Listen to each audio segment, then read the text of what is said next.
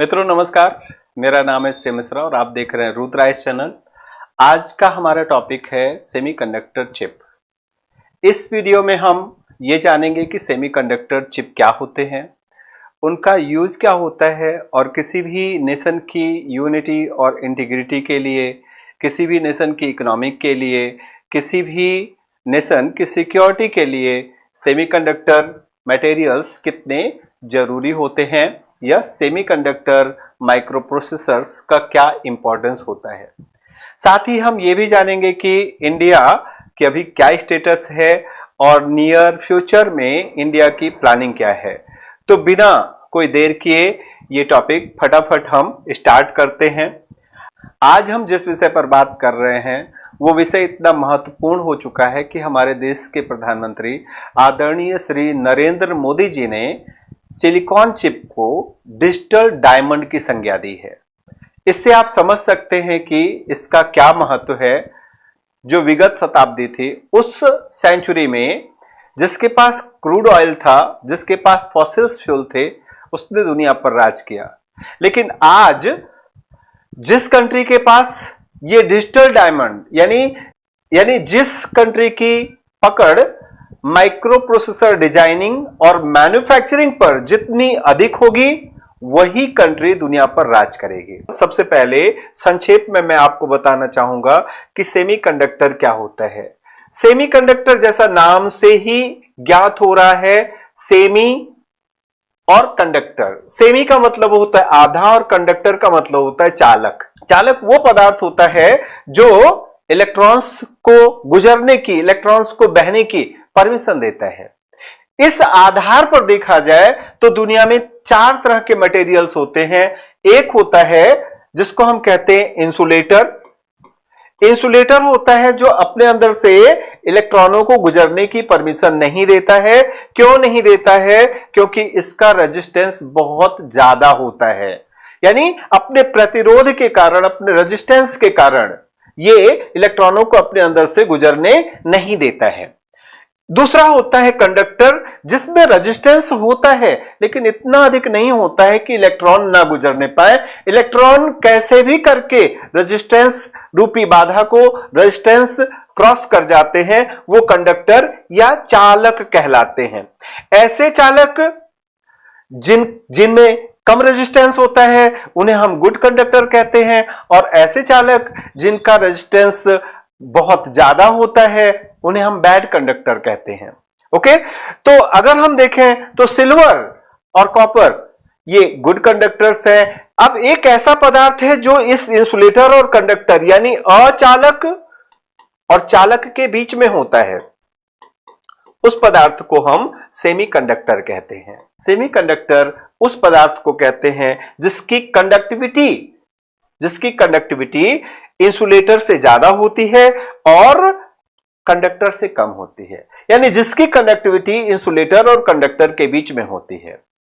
जो सामान्यतः अचालक यानी इंसुलेटर की तरह बिहेव करता है, लेकिन कुछ स्पेसिफिक कंडीशंस में वो कंडक्टर की तरह बिहेव करने लगता है।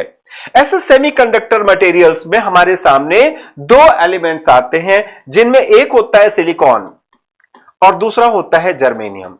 जर्मेनियम और सिलिकॉन यही 2 ऐसे एलिमेंट्स हैं, यही 2 ऐसे तत्व हैं जिन्हें बड़े पैमाने पर सेमीकंडक्टर इंडस्ट्री में उपयोग में लाया जाता है या यूज किया जाता है। अब हम बात करते हैं इन सेमीकंडक्टर मटेरियल्स का उपयोग कहां किया जाता है। तो ये सेमीकंडक्टर मटेरियल्स जो होते हैं, सबसे पहले इनसे बनाया जाता है diode. There are 2 types of semiconductor material, एक को हम कहते हैं P type semiconductor material और एक को कहते हैं N type semiconductor material। N type semiconductor materials में फ्री इलेक्ट्रॉन्स होते हैं, फ्री इलेक्ट्रॉन्स पाए जाते हैं जो पूरे मटेरियल में इधर उधर घूमते रहते हैं, और यही इलेक्ट्रिक करंट को मूव करने के लिए, आगे बढ़ने के लिए रिस्पॉन्सिबल होते हैं ये फ्री इलेक्ट्रॉन्स। और जो पी टाइप सेमीकंडक्टर मटेरियल होता है उसमें इलेक्ट्रॉन्स की वैकेंसी पाई जाती है, यानी उसमें कुछ रीजन ऐसे होते हैं जहां इलेक्ट्रॉनों की कमी होती है, जहां डिफिशियंसी ऑफ इलेक्ट्रॉन्स होता है, और ये डिफिशियंसी इन फ्री इलेक्ट्रॉन्स को अपनी ओर अट्रैक्ट करता है। इसलिए ये जो पी टाइप सेमीकंडक्टर मटेरियल है, it behaves like a positive region. जब एक पी टाइप सेमीकंडक्टर मटेरियल और एक एन टाइप सेमीकंडक्टर मटेरियल, इन दोनों को आपस में जोड़ दिया जाता है तो इसे हम कहते हैं पी एन जंक्शन डायोड। ये डायोड है। क्या है ये? डायोड है। डायोड का मतलब होता है डाई, डाई मीन्स दो यानी टू, और ओड मतलब इलेक्ट्रोड। इसमें एक पॉजिटिव इलेक्ट्रोड और एक नेगेटिव इलेक्ट्रोड होता है, तो टू इलेक्ट्रोड्स की तरह ये बिहेव करता है, इसलिए इसे हम डायोड कहते हैं। अब इसके बाद जो डेवलपमेंट होती है कि एक पी टाइप सेमीकंडक्टर मटेरियल के बाद एक एन टाइप सेमीकंडक्टर मटेरियल और फिर एक पी टाइप सेमीकंडक्टर मटेरियल, इन तीन सेक्शंस को मिला करके एक नई डिवाइस डेवलप की जाती है जिसे हम ट्रांजिस्टर्स कहते हैं। ये ट्रांजिस्टर्स ही मॉडर्न इलेक्ट्रॉनिक्स की जान है। हालांकि आज के समय में पीएनपी या एनपीएन ट्रांजिस्टर्स की बजाय मॉसफेट का उपयोग किया जा रहा है। लेकिन अब हम थ्योरेटिकली इतना डीप में अगर जाएंगे तो ये टॉपिक, जिस टॉपिक पर मैं वीडियो बनाना चाहता हूं, ये टॉपिक यहीं छूट जाएगा। हम आगे बढ़ते हैं। हमें जरूरत क्यों है सेमीकंडक्टर इंडस्ट्री में महारत हासिल करने की? तो फर्स्ट ऑफ ऑल हम ये समझते हैं कि सेमीकंडक्टर इंडस्ट्री का क्या यूज है आज के जमाने में। आज के समय में स्मार्टफोन से लेकर के और सैटेलाइट लॉन्चर व्हीकल तक जितनी भी चीजें हमारे चारों ओर हैं, हमारे इर्द गिर्द हैं, हम किसी भी ऑब्जेक्ट पर अगर नजर दौड़ाते हैं, मींस ये जिस बोर्ड पर मैं आपको पढ़ा रहा हूं, जिस कैमरे से मेरे रिकॉर्डिंग हो रही है, ये जो माइक लगा हुआ है, ये जिस कमरे में मैं हूं उस कमरे में जो एसी चल रहा है, हर चीज में माइक्रो प्रोसेसर यूज होता है। हमारे हाथ में जो सेल फोन है उसमें माइक्रो प्रोसेसर होता है, कंप्यूटर है, कंप्यूटर में माइक्रो प्रोसेसर होता है, लैपटॉप है, लैपटॉप में माइक्रो प्रोसेसर होता है। यहां तक कि आजकल कारों में भी डिजिटल डैशबोर्ड आने लगे हैं, बाइक्स की भी डैशबोर्ड जो है वो डिजिटल होने लगी हैं। तो जहां कहीं भी कोई डिजिटल डिवाइस है, आप तुरंत समझ लीजिए डिजिटल हो ही नहीं सकता without use of micro processor. और माइक्रो प्रोसेसर जो होता है वो सेमीकंडक्टर चिप से बनता है। तो दैनिक जीवन की चीजों से लेकर के और स्पेस टेक्नोलॉजी हो, चाहे हेल्थ इक्विपमेंट्स हो, चाहे एआई सिस्टम हो, मतलब आर्टिफिशियल इंटेलिजेंस का सिस्टम हो, चाहे डिफेंस सिस्टम हो, चाहे पावर ग्रिड मैनेजमेंट हो, हर जगह मित्रों, हर जगह माइक्रो प्रोसेसर्स का बड़े पैमाने पर उपयोग किया जा रहा है। अब ऐसे में आप समझ लीजिए कि माइक्रो प्रोसेसर की फील्ड में जो कंट्री पिछड़ गई, समझ लो उसकी पूरी इकोनॉमी पिछड़ गई। और अगर हमें अपनी इकोनॉमी को आगे ले जाना है, हमें 2047 तक भारत की अर्थव्यवस्था को एक आत्मनिर्भर अर्थव्यवस्था बनानी है, हमें 5, 6, 7, 8, 9, 10 ट्रिलियन की इकोनॉमी की ओर आगे बढ़ना है, तो हमें इस इंडस्ट्री के डेवलपमेंट पर, यानी जिसको हम कहते हैं माइक्रो प्रोसेसर डेवलपमेंट इंडस्ट्री पर ध्यान देना होगा, इस पर काम करना होगा। अब बात करते हैं कि माइक्रो प्रोसेसर आखिर बनता कैसे है। तो माइक्रो प्रोसेसर को बनाने के लिए एक सिलिकॉन मटेरियल का बना हुआ, सिलिकॉन नामक पदार्थ का बना हुआ एक सर्कुलर डिस्क होता है जो बहुत ही पतला होता है। इस सर्कुलर डिस्क को वेफर कहा जाता है और इसी वेफर पर लाखों, करोड़ों और कई बार तो अरबों ट्रांजिस्टर्स को आपस में जोड़कर उनकी नेटवर्किंग की जाती है। इस नेटवर्किंग को फैब्रिकेशन कहा जाता है और फैब्रिकेशन का जो काम होता है वो फैब लैब्स में किया जाता है। ये जहां पर किया जाता है उनको हम फैब लैब्स कहते हैं। अलग अलग यूज के लिए माइक्रो प्रोसेसर्स भी अलग अलग होते हैं। सभी माइक्रो प्रोसेसर्स का डिजाइन एक जैसा नहीं होता है, सभी माइक्रो प्रोसेसर्स की बनावट एक जैसी नहीं होती है, सभी माइक्रो प्रोसेसर्स की क्षमता यानी उसकी इफिशियंसी एक जैसी नहीं होती है। हमें अलग अलग यूज के लिए अलग अलग तरह के माइक्रो प्रोसेसर्स को डिजाइन करना पड़ता है। तो माइक्रो प्रोसेसर इंडस्ट्री में पहला काम होता है डिजाइनिंग। यह डिजाइनिंग का काम उन विशेषज्ञों के द्वारा किया जाता है जिन्हें इस फील्ड में महारत हासिल होती है। आफ्टर दैट जो दूसरा काम होता है वो फैब्रिकेशन का काम होता है। आफ्टर दैट असेंबलिंग होता है। असेंबलिंग का मतलब होता है कि फिर वो जो माइक्रो प्रोसेसर है वो माइक्रो प्रोसेसर तमाम इंडस्ट्रीज को, दूसरी इंडस्ट्रीज को सप्लाई कर दिया जाता है, जहां वो अलग अलग तरह की डिवाइसेस में इंस्टॉल किए जाते हैं या असेंबल किए जाते हैं। तो ये इंडस्ट्री में तीन काम हो गए, यानी पहला डिजाइनिंग, दूसरा फैब्रिकेशन और तीसरा असेंबलिंग। ओके, तो ये तीन प्रकार के प्रोसेस से निर्मित इस पूरी इंडस्ट्री को हम सेमीकंडक्टर या माइक्रोचिप इंडस्ट्री या माइक्रो प्रोसेसर इंडस्ट्री के नाम से जानते हैं। आज की डेट में हम जिस युग में जी रहे हैं वो युग डिजिटल युग के नाम से जाना जाता है। आज हर एक काम डिजिटल तरीके से किया जा रहा है। ऑफिसेस तक डिजिटल हो गई हैं, हमारे कार्यालय डिजिटल हो गए हैं, हमारी घड़ियां डिजिटल हो गई हैं, हमारी पढ़ाई लिखाई सब कुछ डिजिटल चल रही है। आज पेपर पर कोई वर्क नहीं होता है। इवन तो रुपए पैसे का लेन देन भी डिजिटल ट्रांजैक्शन हो रहा है। तो इस इकोनॉमी को अगर हम डिजिटल इकोनॉमी कहें तो गलत नहीं होगा। और डिजिटल इकोनॉमी का बैकबोन है माइक्रो प्रोसेसर। बिना माइक्रो प्रोसेसर के डिजिटल इकोनॉमी के ग्रोथ की कल्पना करना भी मुश्किल है। अब हम देखते हैं कि भारत के लिए माइक्रो प्रोसेसर इंडस्ट्री में अपनी जगह बनाना क्यों जरूरी है। इसमें जो सबसे पहला कारण है, सबसे पहली वजह है, वो है डिपेंडेंसी। अगर हम इस इंडस्ट्री को अपने यहां डेवलप नहीं कर पाए तो डे बाय डे हमारे यहां जो माइक्रो प्रोसेसर चिप्स की डिमांड बढ़ती जा रही है, क्योंकि इसके कंज्यूमर्स बढ़ते जा रहे हैं, क्योंकि भारत दुनिया की सबसे बड़ी आबादी वाला देश है। इसके साथ साथ हमारे यहां पढ़े लिखे जो युवाओं की संख्या भी बहुत अधिक है, जिन्हें डिजिटल गैजेट्स चाहिए दिन रात, अलग अलग यूज के लिए, अलग अलग पर्पस के लिए वो अलग अलग तरह के गैजेट्स को यूज करते हैं। हम जितने ज्यादा गैजेट्स को यूज करेंगे, हम जितने टेक्नो फ्रेंडली बनेंगे, उतनी ही माइक्रो प्रोसेसर्स की हमारी कंट्री को जरूरत होगी। और अगर हम अपनी जरूरतों के लिए दूसरे देशों पर डिपेंड रहे तो फिर हम अपने पैरों पर कभी खड़े नहीं हो सकते हैं। इसलिए जरूरी है कि भारत माइक्रो प्रोसेसर इंडस्ट्री को डेवलप करने की दिशा में सीरियस काम करे। आज की डेट में अगर मैं बात करूं तो दुनिया में माइक्रो प्रोसेसर इंडस्ट्री का बेताज बादशाह है ताइवान।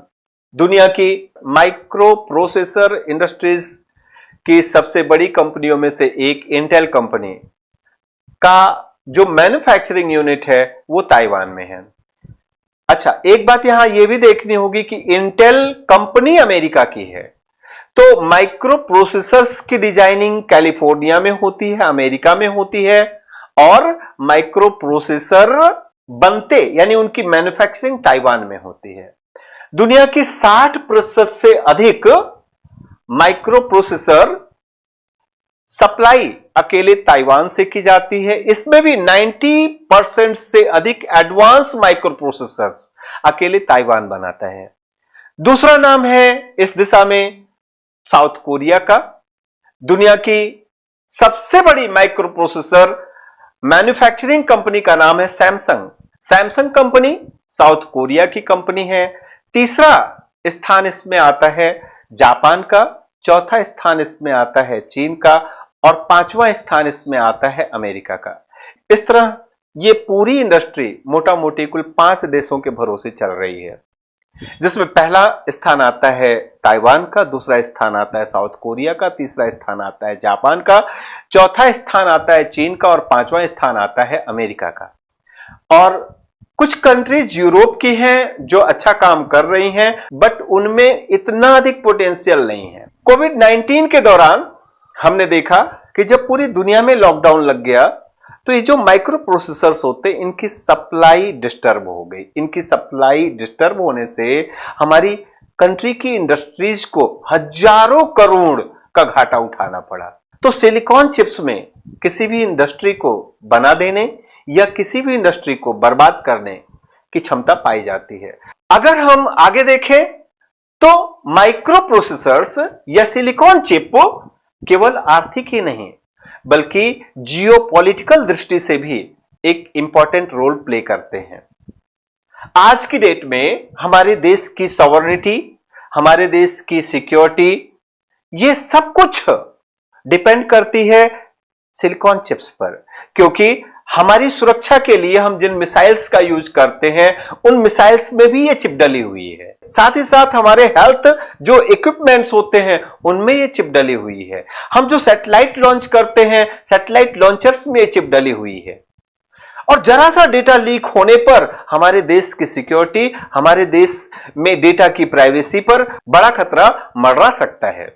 तो मित्रों, देश की सिक्योरिटी और देश की सॉवरेनिटी से हमें कोई समझौता ना करना पड़े, इसके लिए हमें इस इंडस्ट्री को डेवलप करना ही होगा। मित्रों, सेमीकंडक्टर इंडस्ट्री हमारी सिक्योरिटी, हमारी इंटीग्रिटी के साथ साथ हमारी फॉरेन करेंसी रिजर्व को भी प्रभावित कर सकती है। जैसे जैसे हमारे देश में डिजिटल गैजेट्स की डिमांड बढ़ रही है, जैसे जैसे कंप्यूटर्स की डिमांड बढ़ रही है, जैसे जैसे लैपटॉप्स की डिमांड बढ़ रही है, जैसे जैसे हमारी कंट्री तरक्की कर रही है, जैसे जैसे हमारा देश विकास कर रहा है, वैसे वैसे हमें अधिक मात्रा में बाहर से सेमीकंडक्टर चिप्स को इंपोर्ट करना पड़ता है। हर साल सेमीकंडक्टर चिप्स को इंपोर्ट करने में हम अरबों डॉलर्स खर्च करते हैं। इससे हमारा जो बैलेंस ऑफ ट्रेड है वो बैलेंस ऑफ ट्रेड गड़बड़ हो जाता है। अगर हमने एक स्वदेशी सिलिकॉन इंडस्ट्री डेवलप कर ली तो सिलिकॉन चिप्स के इंपोर्ट पर हमें जो huge amount of foreign currency खर्च करनी पड़ रही है, इससे निजात मिलेगी। साथ ही साथ हम सिलिकॉन चिप्स को एक्सपोर्ट करके बड़ी मात्रा में फॉरेन करेंसी की अर्निंग कर सकते हैं। इन्हीं सब बातों को ध्यान में रखते हुए गवर्नमेंट ऑफ इंडिया द्वारा इंडिया सेमीकंडक्टर मिशन स्टार्ट किया गया। यह सेमीकंडक्टर मिशन दिसंबर 2021 में लॉन्च किया गया। इसका उद्देश्य 76,000 करोड़ रुपीस खर्च करके सेमीकंडक्टर डिजाइनिंग, मैन्युफैक्चरिंग और पैकेजिंग में इंडिया को ग्लोबल हब के रूप में डेवलप करना है। जैसे क्वाइंस सेमीकॉन यूनिट, ये गुजरात के साणंद में स्टैब्लिश की जा रही है। इसकी कुल लागत 3,300 करोड़ रुपए की है। हर दिन ये यूनिट 60 लाख आईसी चिप्स का निर्माण करेगी। यहां बनी हुई चिप्स का इस्तेमाल ऑटोमोबाइल्स में, इलेक्ट्रॉनिक्स में, टेलीकम्युनिकेशन में और इलेक्ट्रिक व्हीकल्स में किया जाएगा। साथ ही साथ नोएडा और बेंगलुरु में भारत के पहले 3 नैनोमीटर यानी 3 नैनोमीटर चिप डिजाइनिंग सेंटर्स का शुभारंभ भारत के केंद्रीय electronics and information technology minister Shri Ashwini वैस के द्वारा किया जा चुका है। इसके साथ साथ उत्तर प्रदेश के जेवर में एक डिस्प्ले डिराइवर यूनिट की मंजूरी केंद्रीय मंत्रिमंडल द्वारा दी जा चुकी है। यह उत्तर प्रदेश की पहली सेमीकंडक्टर मैन्युफैक्चरिंग यूनिट होगी। ये सभी इकाइयां 2027 तक उत्पादन आरंभ करेंगे। तो मित्रों, बेंगलुरु और नोएडा में डिजाइनिंग हब्स डेवलप किए जाएंगे और जेवर में उसकी मैन्युफैक्चरिंग होगी। इस तरह से डिजाइनिंग और मैन्युफैक्चरिंग दोनों ही सेक्टर्स में आत्मनिर्भरता प्राप्त करना इंडिया सेमीकंडक्टर मिशन का बेसिक ऑब्जेक्ट है। चिप्स टू स्टार्टअप प्रोग्राम, ये कार्यक्रम सीडैक के द्वारा संचालित किया जा रहा है। इसका लक्ष्य भारत को इलेक्ट्रॉनिक सिस्टम डिजाइनिंग और सेमीकंडक्टर के क्षेत्र में आत्मनिर्भर बनाना है। इस कार्यक्रम के तहत very large scale integrated chip और एम्बेडेड सिस्टम डिजाइन में नई पीढ़ी की क्षमताओं को प्रोत्साहित करना है। 3 नैनोमीटर की चिप, 3 नैनोमीटर की चिप जो होती है वो आज के समय में सबसे इफिशियंट और सबसे एडवांस चिप मानी जाती है। ये 7 नैनोमीटर की चिप और 5 नैनोमीटर की चिप की तुलना में बहुत बेहतरीन तरीके से काम करती है। इसकी जो ट्रांजिस्टर्स की डेंसिटी होती है वो सबसे अधिक होती है। हालांकि एप्पल के द्वारा दावा किया जा रहा है कि इसी साल एप्पल 1 नैनोमीटर की चिप भी लॉन्च करने जा रहा है अपने आईफोन्स में। तो मित्रों, अब हम बात करते हैं भारत की पहली मेड इन इंडिया यानी पूर्ण रूप से स्वदेशी 32 बिट माइक्रो प्रोसेसर। इस माइक्रो प्रोसेसर का नाम है विक्रम 3201। विक्रम 3201 में जो विक्रम है, विक्रम नाम भारत के स्पेस टेक्नोलॉजी के जनक, भारतीय स्पेस टेक्नोलॉजी यानी इंडियन स्पेस टेक्नोलॉजी के जनक विक्रम साराभाई के नाम पर रखा गया है, जिनका बहुत बड़ा कंट्रीब्यूशन रहा है इसरो को इस्टेब्लिश करने में। तो इसरो ने अपने इस चिप को उन्हीं को समर्पित किया है। 32 ये जो संख्या है ये इंडिकेट कर रही है कि ये माइक्रो प्रोसेसर 32 बिट का है। 32 bit equal to 4 byte, 32 bit कह सकते हो या 4 बाइट का ये माइक्रो प्रोसेसर है। और इसमें जो 01 शब्द है, 01 ये बता रहा है कि 32 बिट में बनाई गई ये भारत की पहली माइक्रो प्रोसेसर है।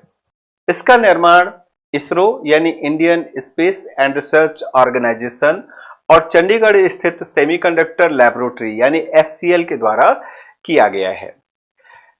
ये 32 bit launch vehicle grade micro processor है। इसका मतलब इसका यूज सैटेलाइट लॉन्चर व्हीकल में किया जाएगा या स्पेस क्राफ्ट में किया जाएगा। यानी यहां से बात क्लियर हो गई कि ये जनरल पर्पस माइक्रो प्रोसेसर नहीं है जो हमारे लैपटॉप या कंप्यूटर्स में यूज किया जाए। ये 16 बिट वाले विक्रम 1601 का अपडेटेड वर्जन है, जिसका उपयोग 2009 से ही इसरो के लॉन्चिंग व्हीकल्स में किया जा रहा है। ये जो हमारा पहला indigenous, fully indigenous micro processor है, इसका प्रदर्शन 2 से 4 सितंबर तक नई दिल्ली के यशोभूमि में आयोजित 2 दिवसीय सेमीकॉन मिशन के अंतर्गत आदरणीय प्रधानमंत्री श्री नरेंद्र मोदी के द्वारा किया गया। इसमें जिस प्रोग्रामिंग लैंग्वेज का उपयोग किया गया उसका नाम है एडा। ये एडा नाम एक ब्रिटिश मैथमेटिशियन एवं कंप्यूटर प्रोग्रामर एडा लवलेस, जो ब्रिटिश किंग विलियम्स की वाइफ भी थी, उनके द्वारा किया गया। ये एडा लवलेस दुनिया की पहली प्रोग्रामर मानी जाती हैं। इन्होंने चार्ल्स बैबेज के द्वारा जो दुनिया का पहला कंप्यूटर बनाया गया था, हालांकि वो इलेक्ट्रॉनिक कंप्यूटर नहीं था, वो एक मैकेनिकल कंप्यूटर था, ओके, जिसका नाम था एनालिटिकल इंजन। उस एनालिटिकल इंजन की प्रोग्रामिंग एडा लवलेस के द्वारा की गई थी। ये पहली ऐसी महिला या ऐसा कह सकते हो ये दुनिया की पहली ऐसी व्यक्ति हैं जिन्होंने ये समझा कि कंप्यूटर के द्वारा केवल कंप्यूटिंग ही नहीं, कंप्यूटिंग के अलावा और भी बहुत सारे कार्य किए जा सकते हैं। तो उन्हीं को समर्पित ये लैंग्वेज है जिसका नाम है एडा। ऐसा नहीं है कि ये माइक्रो प्रोसेसर अभी अभी लॉन्च किया गया है। माइक्रो प्रोसेसर लॉन्च करने से पहले इसकी कई बार टेस्टिंग की जा चुकी है, जिसमें सबसे सफल परीक्षण इसका दिसंबर 2024 में स्पाडेक्स मिशन या PSLV C60 मिशन यानी PSLV जो पोलर सैटेलाइट लॉन्चर व्हीकल है उसकी 60वीं उड़ान में इसे सफलतापूर्वक यूज किया गया। ये जो 60वीं उड़ान थी PSLV की पोलर सैटेलाइट लॉन्चर व्हीकल की, वो जिस मिशन पर काम कर रही थी उस मिशन का नाम है स्पाडेक्स। तो ये स्पाडेक्स मिशन क्या है? स्पाडेक्स मिशन के जरिए भारत ने docking DOCKING docking and undocking में सफलता या महारत हासिल की है। डॉकिंग या अनडॉकिंग क्या होता है? स्पेस में दो स्पेस क्राफ्ट को आपस में जोड़ना या एक स्पेस क्राफ्ट को जो स्पेस स्टेशन होता है उससे कनेक्ट करना डॉकिंग कहलाता है, और फिर डीलिंक करना अनडॉकिंग कहलाता है। तो भारत डॉकिंग और अनडॉकिंग में महारत हासिल करके इस तरह के क्षेत्र में काम करने वाले कुछ चंद देशों की सूची में शामिल हो गया है। इसका फायदा भारत को कहां मिलेगा? भारत नियर फ्यूचर में अपना स्वयं का एक स्पेस स्टेशन डेवलप करने जा रहा है। वो स्पेस स्टेशन का डेवलपमेंट बिना इस क्षमता के संभव नहीं है। स्पेस स्टेशन तभी बनाया जा सकता है जब डॉकिंग और अनडॉकिंग में आपको महारत हासिल हो। तो ये महारत हासिल किया सफलतापूर्वक स्पाडेक्स मिशन के अंतर्गत भारत ने। इसके साथ साथ डॉकिंग अनडॉकिंग का उपयोग सैटेलाइट्स को रिपेयर करने में भी किया जाता है। साथ ही साथ जो स्पेस व्हीकल्स हैं उनमें ईंधन भरने के लिए भी इसका उपयोग किया जाता है। अगर हम वापस पुनः विक्रम 3201 पर आ जाए और उसके साइज की बात करें तो इसका साइज है 180 नैनोमीटर। ये 180 नैनोमीटर का मतलब क्या होता है? 1 नैनोमीटर बराबर होता है 1 × 10⁻⁹ मीटर के। इसका मतलब होता है 1 मीटर का 1 अरबवां हिस्सा, 1 मीटर का 1 अरबवां हिस्सा, यानी 1 मीटर के आप 1 अरब टुकड़े करो। ओके, 1 मीटर के 1000 नहीं, 1 मीटर के 1 लाख नहीं, 10 लाख नहीं, करोड़ नहीं, 10 करोड़ नहीं, 1 मीटर के 1 अरब हिस्से करो तो जो एक छोटा सा हिस्सा आपके हाथ आएगा वो 1 नैनोमीटर होगा। और ये जो विक्रम 3201 है इसकी साइज है 180 नैनोमीटर। ये बहुत छोटी साइज नहीं है सुपर कंप्यूटिंग या माइक्रो प्रोसेसर की दुनिया में। माइक्रो प्रोसेसर की दुनिया में जो लंबे समय से काम कर रही हैं कंपनियां, उन कंपनियों ने आज 3 नैनोमीटर तक का माइक्रो प्रोसेसर डेवलप कर लिया है। 3 नैनोमीटर तक का माइक्रो प्रोसेसर आज चलन में है। तो अभी हमें 3 नैनोमीटर तक पहुंचना है। 180 नैनोमीटर से अपनी टेक्नोलॉजी को रिड्यूस करते करते 3 नैनोमीटर, और इट मे बी पॉसिबल कि आगे आने वाले समय में ये नैनोमीटर से भी कम यूनिट में पहुंच जाए। इस माइक्रो प्रोसेसर का उपयोग स्पेस मिशन के लिए किया जाएगा।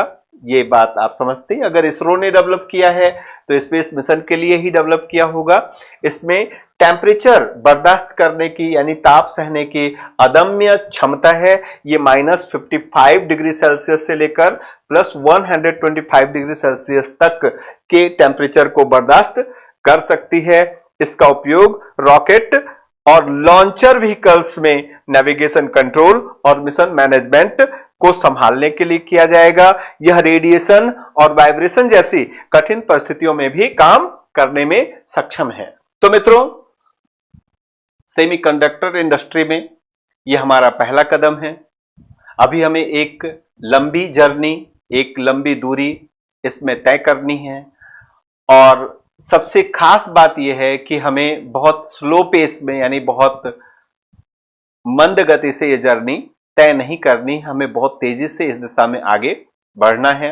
हम जितनी तेजी से इस दिशा में आगे बढ़ेंगे हमारे रास्ते में उतनी बाधाएं आएंगी, उतनी चुनौतियां आएंगी, लेकिन उन चुनौतियों से, उन बाधाओं से हमें घबराने या उनसे हमें डरने की जरूरत नहीं है।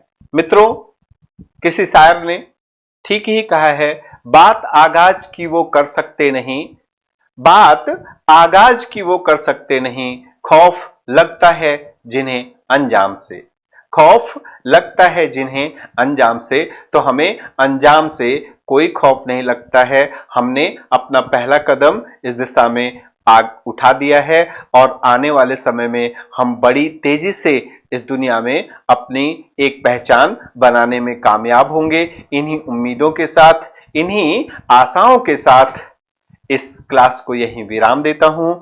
धन्यवाद, नमस्कार, जय हिंद, जय भारत।